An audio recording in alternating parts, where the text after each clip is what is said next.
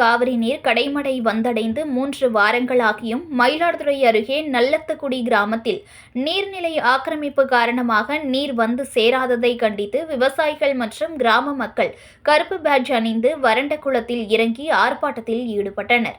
மேட்டூரில் பாசனத்திற்காக ஜூன் 12ஆம் தேதி குறித்த காலத்தில் காவிரி நீர் திறக்கப்பட்டது. இந்த நீர் கடைமடை மாவட்டமான மயிலாடுதுறை மாவட்டத்திற்கு கடந்த 21ஆம் தேதி வந்து சேர்ந்து வாய்க்கால்கள் கிளை ஆறுகளில் தண்ணீர் திறந்துவிடப்பட்ட நிலையில் 3 வாரங்கள் கடந்தும் பல்வேறு கிராமங்களுக்கு இன்னமும் நீர் வந்து சேரவில்லை என விவசாயிகள் குற்றம் சாட்டுகின்றனர். மயிலாடுதுறையிலிருந்து நல்லத்துக்குடி, செருதியூர், கோடங்குடி கிராமங்களுக்கு காவிரி நீர் செல்லும் பாசன வாய்க்கால் கடந்த பல ஆண்டுகளாக தூர்வாரப்படாததால் நீர்நிலை ஆக்கிரமிப்பு காரணமாக நீர்வழி பாதை அடைக்கப்பட்டு அக்கிராமங்களுக்கு தண்ணீர் செல்வதில் சிக்கல் ஏற்பட்டுள்ளது. இதனால் மழைக்காலத்தில் மட்டும் சிறிதளவு மட்டும் நிரம்பும் நல்லத்துக்குடி கிராமத்தில் உள்ள பிடாரி குளம், அம்மா குளம், பாப்பா குளம், உடையார் குளம், அட்டக்குளம் உள்ளிட்ட 9 குளங்கள் மற்ற நாட்களில் வறண்டு காணப்படுகிறது. இதனால் அப்பகுதியில் நிலத்தடி நீர்மட்டம் வெகுவாக குறைந்துள்ளது.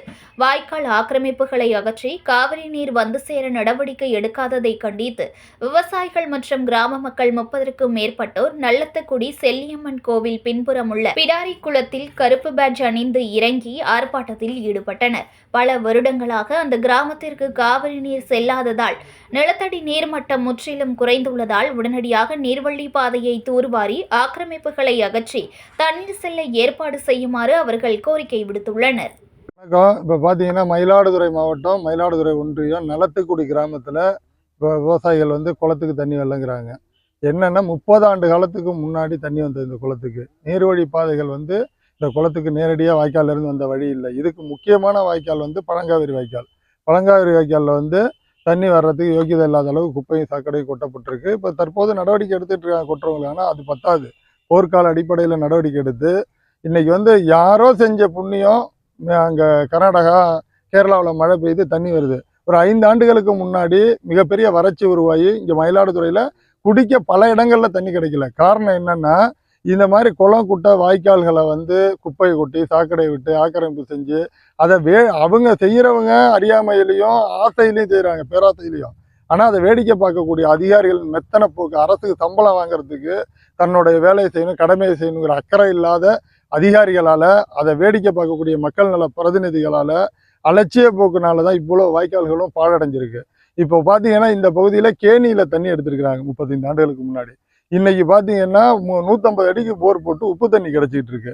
கொள்ளிடம் நிறைய தண்ணி போயிட்டு இருக்கு. ஆனால் இங்கே காவேரியில் தண்ணி போயிட்டு இருக்கு. அருகாமையில் உள்ள வாய்க்காலில் பார்த்தீங்கன்னா தண்ணி வரல.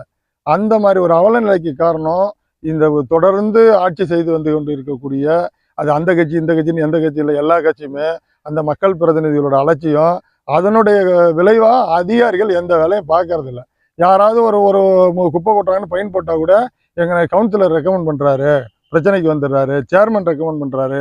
இந்த மாதிரி ஒரு நிலையை மாற்றிக்கிட்டு உடனடியாக போர்க்கால அடிப்படையில் இந்த குளங்களை நிரப்பணும்னு நாங்கள் வலியுறுத்தி தான் இன்றைக்கி குளத்தில் கருப்பு பேட்ச் அணிஞ்சு விவசாயிகளும் பொதுமக்களும் இங்கே உள்ள இளைஞர்களும் நாளைய தலைமுறைக்கு நாங்கள் வாழ்ந்துட்டு போடுவோம். குடிக்க தண்ணி இல்லாமல் சாகக்கூடிய நிலைமையிலோட வாழ்ந்துடும். அடுத்த தலைமுறை இங்கே வாழணும்னா காசு, பணம், சொத்தெல்லாம் வச்சுட்டு ஒன்றுமே பண்ண முடியாது. குடிக்க தண்ணி இன்றைக்கே பாட்டில் 20 ரூபாய் விற்கிது, 25 ரூபாய் விற்கிது. வரப்போகிற காலத்தில் குளிக்க கூட கேன் தண்ணி வாங்கி குளிக்கிற நிலைமையில இங்கே வாழ முடியாதுங்கிறதுக்காக தான் இன்னைக்கு நாங்கள் வலியோடு அந்த குளத்தில் நிற்கிறோம். செய்திகளை உடனுக்குடன் தெரிந்து கொள்ள லைக் பண்ணுங்க, ஷேர் பண்ணுங்க, சப்ஸ்கிரைப் பண்ணுங்க, மறக்காம கமெண்ட் பண்ணுங்க.